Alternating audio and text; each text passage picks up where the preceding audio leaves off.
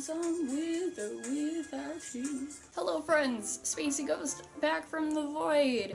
And what's with all this getup? I'm actually surprised I still have it. I'm cosplaying as Izanagi from Persona 4, which you're gonna see, like, kind of a lot. He's kind of like the main persona. Well anyways, we're talking Persona 4, and why I'm not gonna play this on the channel.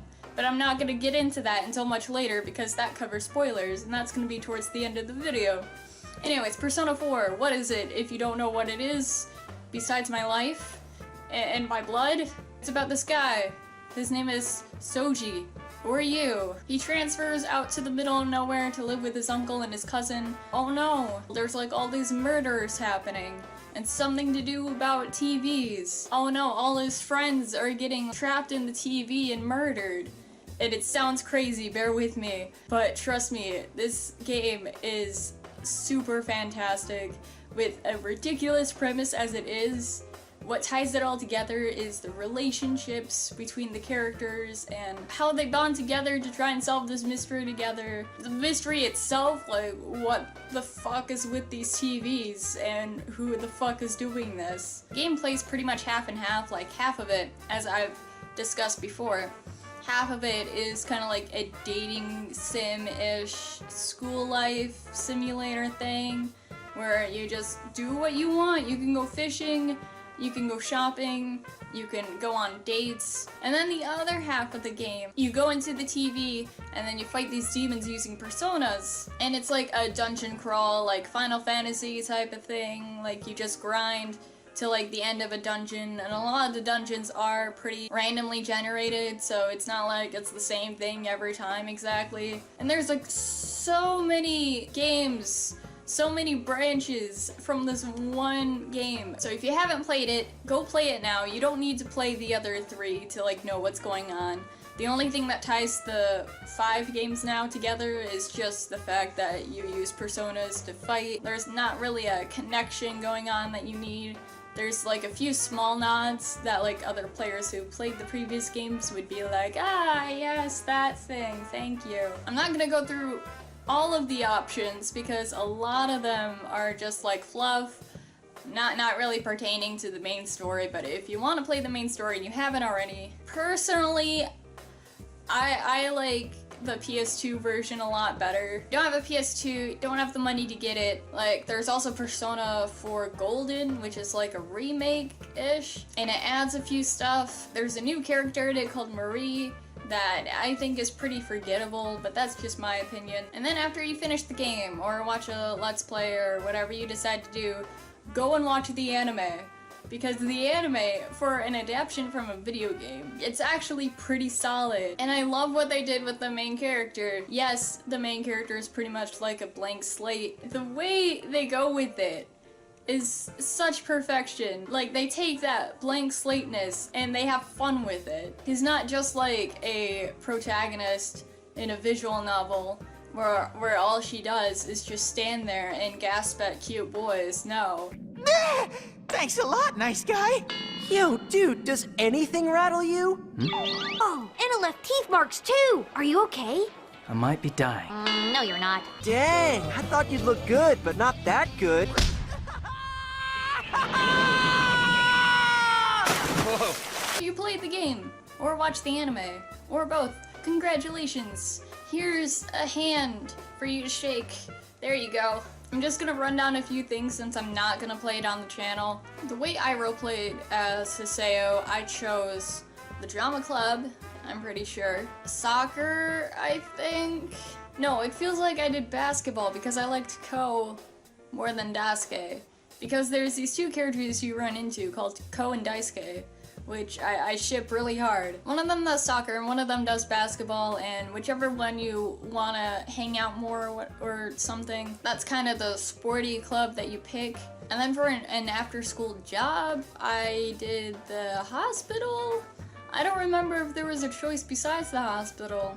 I know you could also tutor a boy, but I didn't do that. I only got to see that in the anime. Who I romance gets pretty dicey, both personally and like literally because of the game. So you can't romance dudes. I mean, I argue that.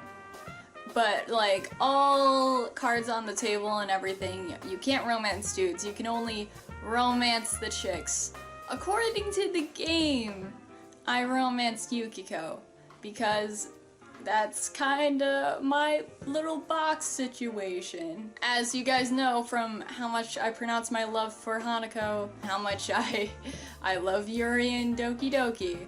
But who my heart and soul goes out to, and who the anime ships, I love Souji, whatever you want to call him, the main guy. I love him and Yosuke. They're the perfect couple for like everything going on. Yosuke's the only one I maxed his relationship even though I was dating Yukiko, which was pretty sad because there's a point at the end of the game where you say goodbye to your friends because obviously you're not living with your uncle forever. The people that you say goodbye to are the ones that you maxed relationship with, and you want to aim for everyone. But no, it was just lonely old Yosuke, all by himself in all of town. It goes without saying that yes, I didn't get like the perfect ending, whatever. I think I just got like a generic normal ending, which I don't mind. The day is still saved, everyone still survives-ish. The killer is still brought to justice in the end. I didn't know who the killer was. I didn't know at the start of the game, but like halfway through it, I accidentally saw a picture. Didn't outright say who the killer was, but it was one of those things where you see something and then your mind starts putting everything together and it's like, ah, fuck. If you like murder, weird fuckery that doesn't make sense until halfway through. Do you like friendship, dungeons, or grinding, dating, kind of whoever you want-ish? Go play it. Be warned, it's rated M for a reason. There's fucked up shit in this. So now we're going into spoilers. So be warned. As much as I love this game, and as much as I would love to play it with you guys on the channel, I'm not going to. And it's not because it's long. No sir. And it's also not because I feels like I literally just finished it. No. It's because I feel like Atlus is out to get me. Maybe not me personally. The whole premise of Persona 4. I'm not sure about the other games, but I know for a fact Persona 4 specifically, it's about pursuing your true self, if you may say. Every member of the investigation team, aka the main guy and all his friends, the main thing is that each person has a secret that they're hiding.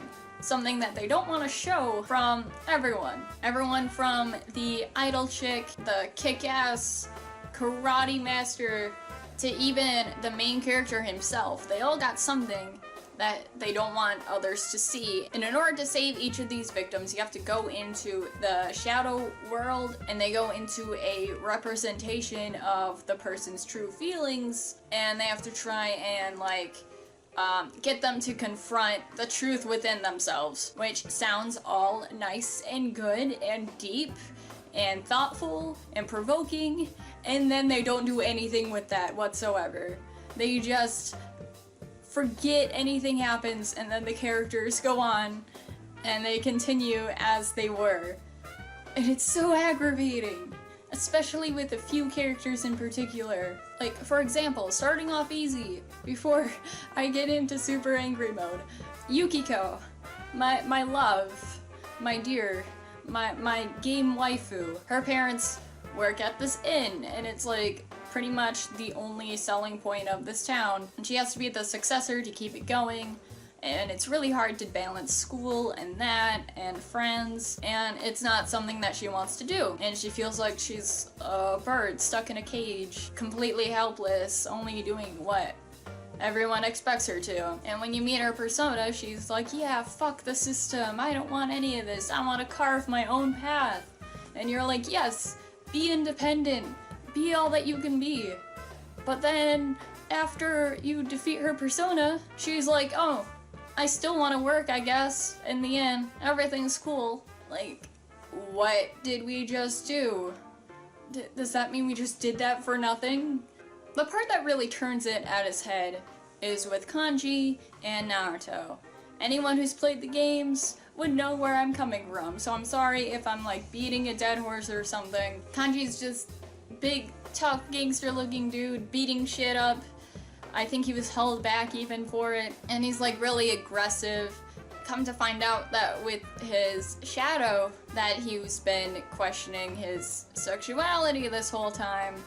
And not only that, but like, dudes are hitting on him, he's getting all flustered about it, and it's all really interesting.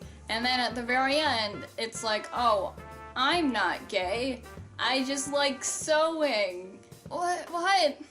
You could say like, oh, the shadow world and the demons were just like exaggerating that or whatever, or taking it up to like the 11th levels. But at the same time, why chicken out and like flip things on its head last minute? Like, throw all this stuff that very obviously is like, oh, this is a gay character, or at least a bisexual character dealing with some serious shit, and then just be like, oh, he just likes knitting and he's afraid of what people would think when he's knitting. Dudes knit all the time. I am a dude and I knit all the time. It's not something to be ashamed of. And so what? People would be like, oh, you're like a grandpa or something, and that's it. There's no like serious repercussions to that. Now, if he were gay, I could see where that would go, because like, people are shit. People literally abuse gay people in like real life. So so I could see why he would be so scared to admit it. And plus, that shit's scary when you start realizing that, especially around this age, because I think they're all like 15, 14. Like, it makes so much sense. And yet, I guess it's not a thing. Whatever. Atlus, Kanji is gay, or at least bi, but he specifically favors dudes, which is very evident. And if that's not bad enough, then we get Naoto. Naoto is one of the boys that hits on Kanji. I know I'm going to get a lot of hate comments, so I'm gonna try and be as tasteful as I can be. So Naoto is a character that we find out later on is assigned female at birth. Ever since Naoto was a little kid, Naoto wanted to be a boy, wanted to be a detective and all that jazz, and has presented himself all the way since a little kid, since like his grandfather died, I think. And even though you can romance like whoever you want, ish, obvious that Kanji and Naoto are like an official couple situation. And you're sitting here discovering all this, like, holy shit. And not only is Kanji gay, not only is there a trans character here, to have them in a male relationship as sort of canon in a video game. What majesty. What breakthroughs. You can't see this in an American thing. And then they go and do the shit. But though I will one day change from a child to an adult, I will never change from a woman to a man. Do you not like being a girl? Is that why you always dress like a boy? Hey, you must know already that what you yearn for isn't to become an adult or become a boy.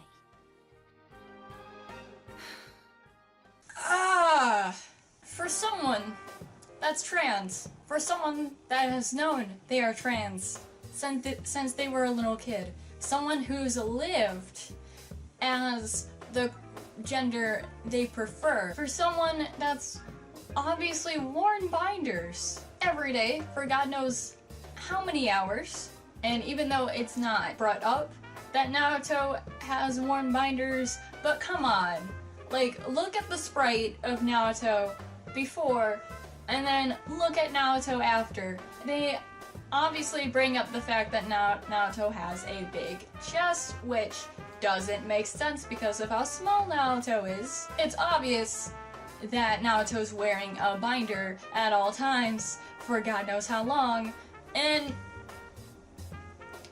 it doesn't take one person saying, oh, maybe you're wrong to be like, oh, I should rethink literally my whole life. And then it's like, oh hey, look, Kanji, you're not gay. The guy you're crushing on is not a guy. I hate saying that. But that's how they go with it. Forget all of the gay feelings you've had for like literally every male character. The guy you're crushing on's not trans, so you're good to go, Kanji. I just get so upset about this. And what's even more insulting is that if you do decide to go with Naoto's route, which is really hard because Naoto comes really late in the game, and there's not much time to like focus on Naoto when you still got other people you want to complete. Literally, all of Naoto's like route or whatever is just Naoto being like some damsel in distress, and then you come in with your boyish charms, teach Naoto the ways of being a true woman. For someone that is these things, that lives through what these characters are going through, or at least relates to what these characters are going through, it's just extremely distasteful. Oh, do you want some cake? Oh, I'm sorry, it's already eaten. It's like a stupid ass bait and switch. Like, you can't show me these characters and say that this is how they're doing it. Say this is what they're going through. Say these are issues that they have. And then turn around and be like, oh, never mind. Like, no, you can't do that. And it's not just Kanji and Naoto. It's like with every character too. It's just more prominent and more aggravating personally. It makes me extremely upset how much people in the fandom are like very adamant about canon. Like, no, Kanji's not gay because he's in love with a assigned female at birth person. And I know lots of people in the comments are gonna be like, oh, Spacey, it's different in Japan. Like, I don't care. I don't care if it's different in Japan. This game is internationally, like, available. And as an American, I read it through American eyes. The whole trope that's been in anime before, where it's like, oh, here's a character who's boyish. This boyish character has to be taught the ways of being a true girly woman. It's shit. It's absolute shit, and I hate that because of the same reasons why I'm upset about Naruto. Just make a character trans. Just make there be a trans romance. Stop being cowards, Atlus. Just because it's canon doesn't mean it's right. Doesn't mean it's any less upsetting. Like, after the reveal, now Naruto's wearing all these, like, really suggestive outfits, and it's like, okay, even if they did it in a more tasteful way, Naruto's personality still wouldn't be the type to, like, be showing off the goods, so to speak. That's just not Naruto. That would be someone like, she's another tomboy character, like an actual tomboy, and you don't see her in revealing clothes. And she has the short hair, and she has the, like, aggressive, like, manly mannerisms. Why does Naruto, who's, like, more subtle but still in the same ballpark, why is Naruto in all these suggestive, revealing outfits? I know the answer, and it's a gross answer, and I'm not getting into that. I'm sure people watching can put two and two together. Along those same lines, something that doesn't get brought up, like, much in the game, but it's still fairly obvious, is Yosuke. Yosuke, my other love of my life. I'm not just adamant about Yosuke and Souji, like, being together as, like, a shippy OTP thing, like, oh, gotta romance the boy with another boy. No, the reason why I'm so adamant about that is because it's fairly obvious that Kanji isn't the only gay male favorite character in the series. It's actually a true fact that Atlus wrote Yosuke to be, like, in the closet and struggling with being in the closet all throughout all these murders going on. Actually be crushing on the main character this whole time, and then they cut it out. Because of course they did. Because it's Atlus.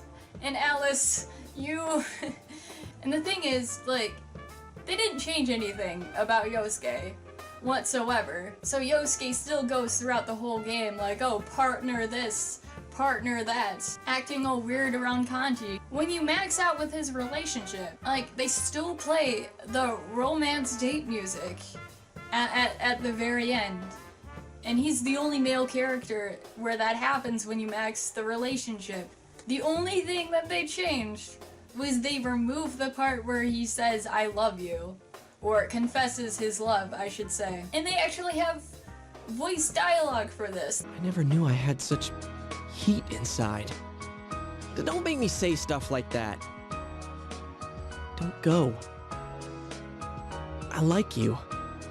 In the anime, they don't go into any of the chick romances. The romance elements that show up in the game get transferred onto Yosuke in the anime. And it's pure, it's nice, it's not like 100% played by laughs.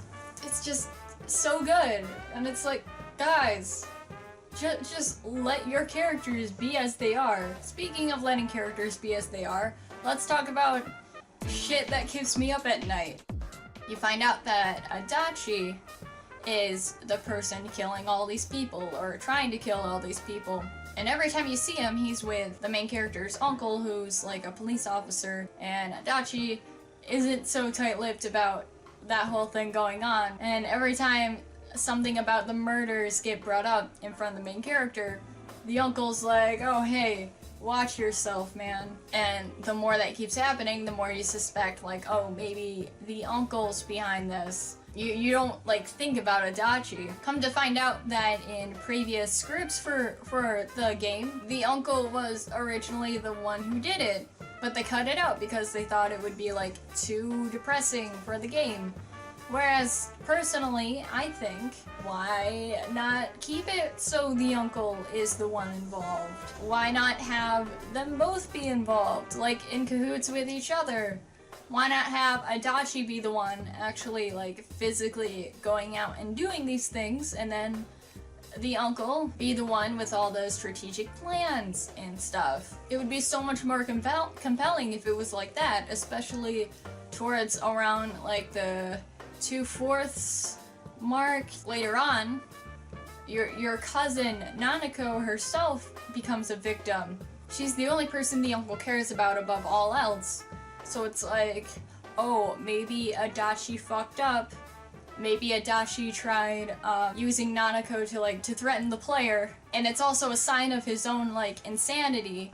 Like, getting deeper and deeper into the shadow world. And then the uncle completely loses it and is like, okay, fuck you. We had a system and now you're fucking off doing your own thing and endangering my own family.